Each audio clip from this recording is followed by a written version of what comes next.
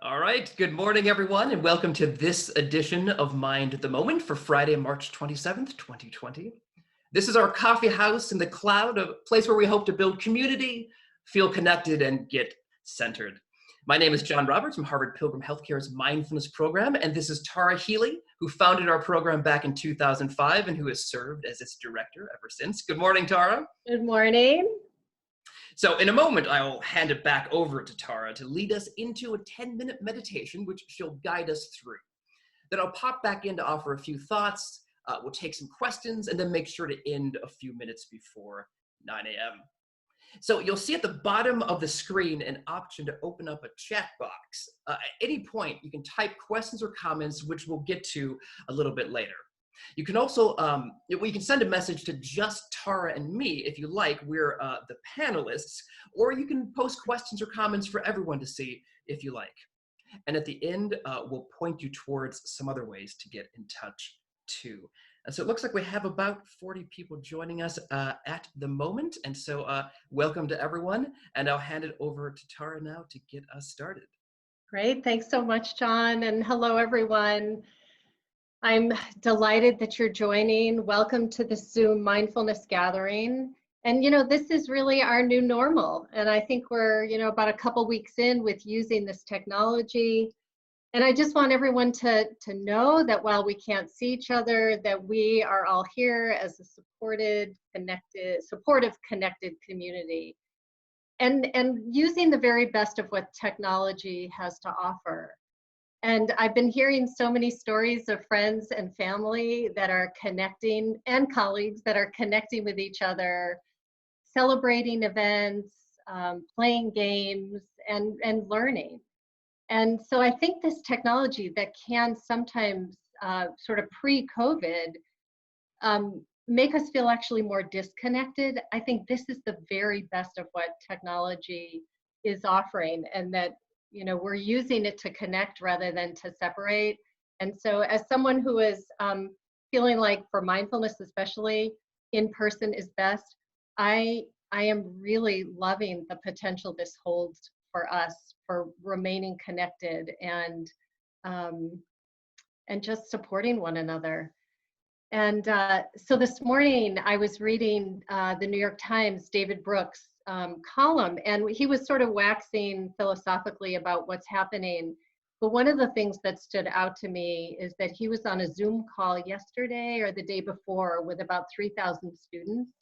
And he said the overwhelming question that they had was, how can I help? And so I thought that was so interesting and not surprising, because I think in times like this, we feel our interdependence so strongly, and often the very best of us comes forth. And so one of the ways that I think that we can help is by taking care of ourselves. And so I again welcome all of you to this guided meditation practice, and in the spirit of self-care as a way to ultimately care for others. Let's go ahead and get started. So I'm going to lead us in a 10-minute guided meditation. And there will be time at the end for Q&A and chat. As John said, you could use the chat box. And so I imagine that of the 40 people, and we've got a good group of people with us this morning. There are some who are very new to this practice. There are others that are quite advanced and have been at it for years, and a whole bunch in the middle somewhere. So I'm going to lead us through some guidance, especially in the beginning, to get us settled in. And then there'll be periods of silence where occasionally you'll hear me bring my voice back in to help people reconnect with the anchor that they might be using to steady their mind. So let's go ahead and begin. So settle into the chair, or if some of you are sitting on a meditation cushion, standing is always an option as well. If you're doing standing meditation, you want to have your feet about hip width apart, a slight pelvic tilt to remove any pressure on the lower back, and just arms and hands alongside the body or whatever is comfortable. If you're sitting, go ahead and settle into the seated posture, and with a spine that is straight but not stiff. So you're holding yourself in a way that is not too tight and not too loose. You can either close your eyes or keep them open. So either is fine. It just depends on what you're most comfortable with. So if you want to close your eyes, you can go ahead and let the eyes close. If not, just gaze downward to remove peripheral distraction. And just allow yourself to tune into the body and just noticing how things are, noticing sensations like pulsing or vibration, heartbeat. You can also notice the points of contact with the body and the surface that you're on.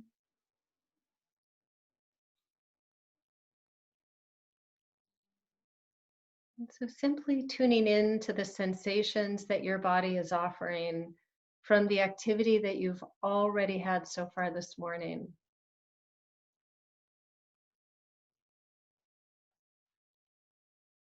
Feeling supported by the surface and by the earth beneath us.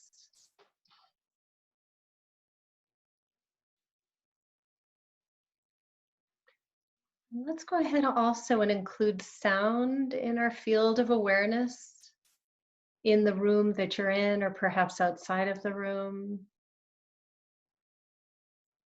And then without a need to label what it is, just simply receptive to sound.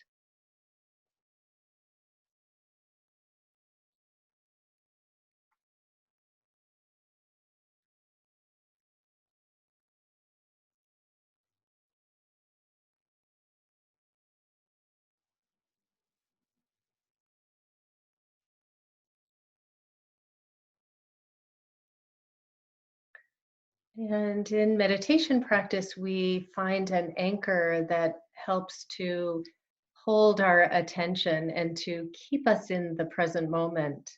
And there are a few options. So the breath is one of them. It's also okay to use sound or use various touch points in the body. So if you're noticing a part of the back of the body with the surface you're on, and you're just noticing what that point of contact feels like, so not thinking about it, but what it actually feels like, it's fine to use that. You can also put your palms together and just use that point of contact, what that feels like as the anchor. I offer this because the breath is not always easy for everyone.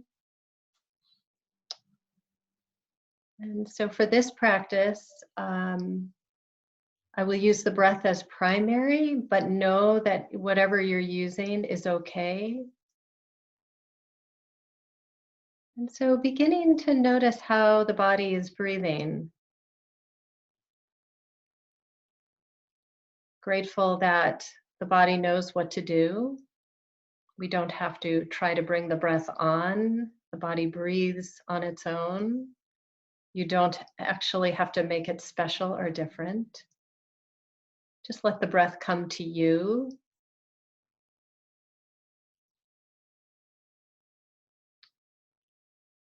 And begin to notice where in the body the inhalation and the exhalation are most pronounced.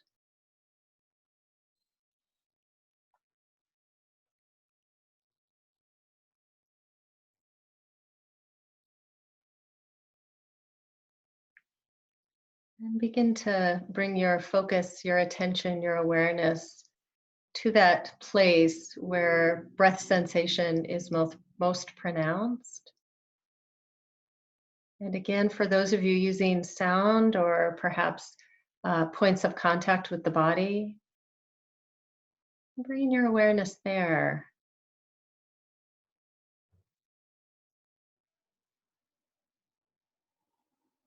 Each time the mind wanders, which it will a lot, and that's normal, we're not trying to stop thought. We're just deciding that as soon as we see we're engaged in a memory or planning of the future or worry, we just make that mental note, thinking, and then return to the primary anchor that you happen to be using.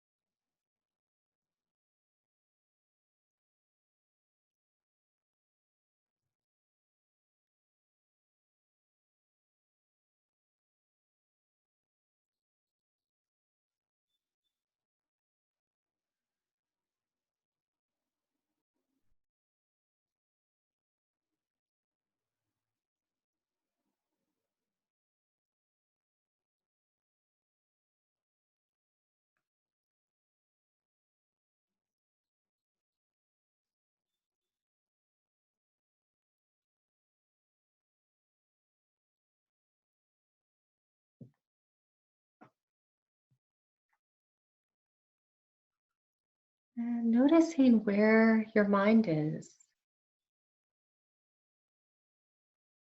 Soft mental note, thinking. Soften the body and return to your chosen anchor.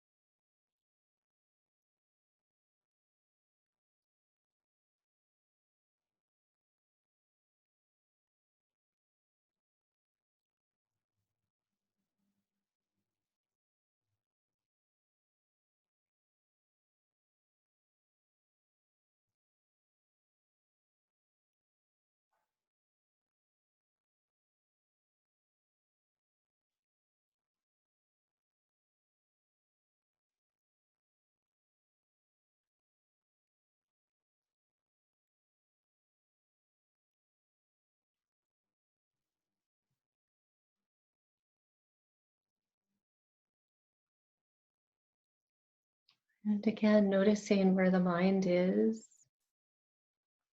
A soft mental note, thinking. Soften the body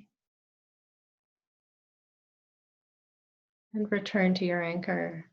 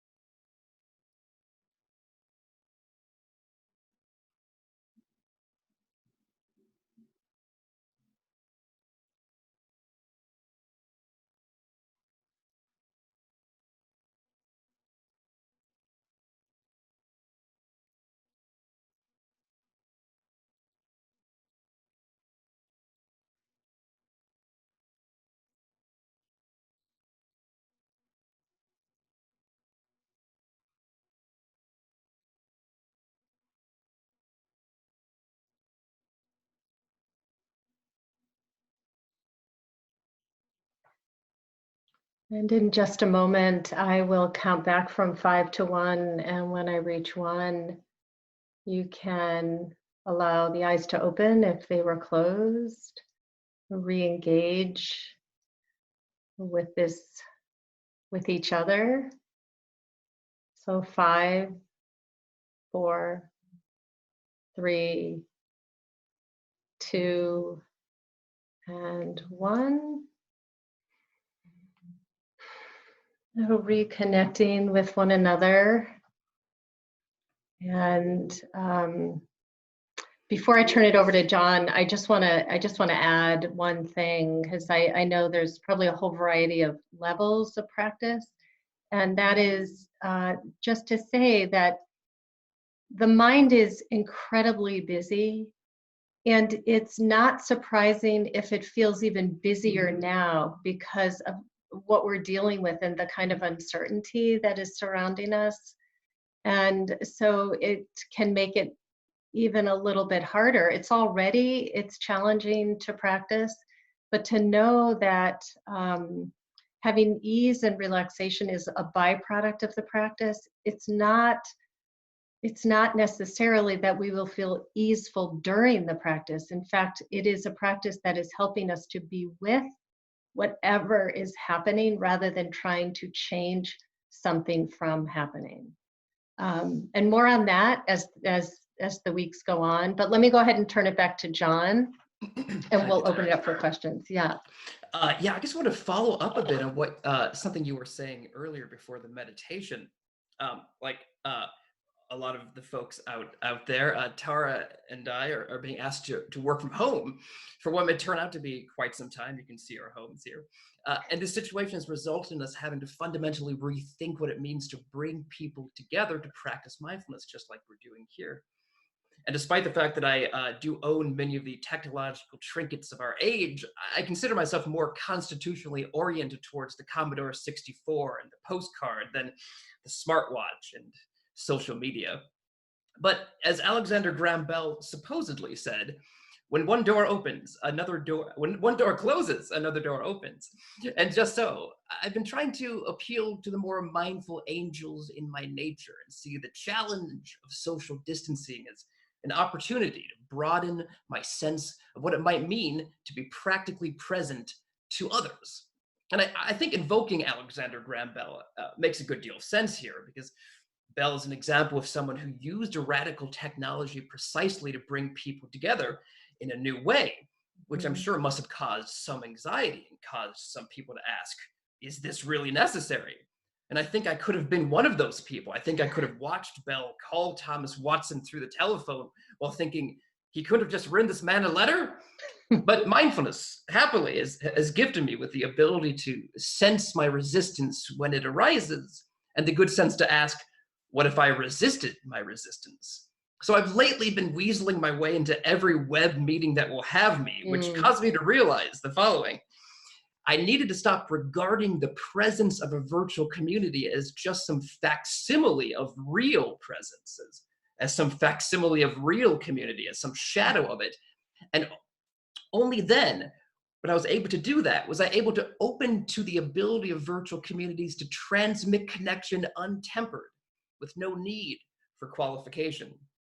Now, you might say, this man's been cooped up in his house. He's starved for presence. What he's experiencing is what you see when you give a starving man a peanut. But I don't think that's right. I feel there is no off-brand version of human connection. And as long as people are able to come together with an intention to be present, the medium will be able to handle the voltage. So it's a bit like when we start doing an exercise we've never done before, and we begin to notice muscles we may not have previously noticed. But just because we never noticed those muscles before doesn't mean they're the less good ones. Discovering them for the first time doesn't mean they're somehow inferior. And so I only hope that the new muscles we're flexing now, the new ways we're finding to build presence and community in these times of social distancing, I only hope these new muscles don't atrophy once things drift back to our formal sense of normalcy, but instead remain as one more source of strength we can rely on to lift ourselves and each other up. So I want to end by reading the complete quote attributed to Alexander Graham Bell, the first part which I read earlier. The full quote, according to the historical record, is, "When one door closes, another door opens. But we so often look so long and so regretfully upon the closed door that we do not see the ones which open for us." So this week, I hope that if we are all keeping one eye on the door, we can at least still keep one eye on the opening as well. So Tara, We do have some questions coming in, but you and I were speaking right before we began, and you mentioned that one of our colleagues, had asked your question about Yes. setting guidelines for regular practice. And I'm wondering if Yep. you want to start by Yeah. commenting. So let's kick it off with that, which the question was, how do I maintain a regular practice? Like, how do I do this? I think, first of all, just like literally setting the intention to do it, that this is something you want to commit to. And I usually say like 21 days, because that's what the research tells us is needed to build a habit. And to find a place in your home that feels conducive to practice, that feels easeful. Yesterday, in fact, I sat outside and I used sound, because there's so many sounds with the beautiful day, that actually was what I used as my anchor. So know that that's also an option. But find a place in your home that you feel like is going to be relatively quiet. And quiet isn't 100% essential. And in fact, it can give us good practice for working with what we might think of as distractions. So set the intention, find a place to do it, and then do it at the same time every day. And also realistically, 7 to 10 minutes. That's kind of the marker where they're saying that it produces structural changes in the brain. The trick is consistency. So if you're not doing it consistently, there's less data that points to it being effective in terms of changing structures in the brain. So I would just say, again, the intention to do it, find a place in your home or even outside when we can. 21 days, 7 to 9 minutes, 7 to 10 minutes, let's say, 7 to 10 minutes daily at the same time. So one time of the day is not better than another. It's not like morning is the best time. I always, pretty much always, do my meditation between 7 and 9 at night. It just depends that what's going to work best is what works best for you and your own sort of rhythm. So Tara, if you let me follow up on that, I'm imagining somebody asking the question, often we say something like 7 to 10 minutes is good. And we say to people, surely you can find that amount of time in your day. But I know that a lot of people are in these unprecedented situations where suddenly they may be with children that they're having to, help occupy while also doing their own work. I'm wondering if you have any thoughts on somebody who might say now, quite realistically, that 7 minutes even seems daunting. Well, I mean, there are other things you can do, like informal practices. So, for instance, when you're washing the dishes, that you are making an effort to be completely present with that experience and the sense experience of it. So, what it smells like, what it feels like on your hands, the points of contact with the dishes or the pans. So, you can bring informal practices in. There is something that is beneficial about the stillness. So if 7 minutes seems daunting, then I would actually break that up and do 3 minutes and try to do 3 minutes twice a day, because there is value in learning to get comfortable with the without distraction, with non-doing. And that, oftentimes when we start a meditation practice, we can just feel an overall sense of unsettledness and sometimes anxiety. That's normal. I almost don't know of anybody that doesn't experience that. Also, the racing mind, which is actually always present, but we don't see it when we're distracted. I don't mean distracted in a negative way either. I just mean busy living our lives. But when we remove all of those things, it's like that comes into stark relief. And so there is a benefit, even if you start with 3 minutes a day, of starting to get used to what can sometimes feel uncomfortable or the discomfort of not doing. And the idea is that you actually welcome that in. You feel the physical experience of the discomfort or of the anxiety of the fear. Where is it in your body? You begin to notice rather than push it away, you actually move toward it with a willingness to feel it. All right, thank you for that.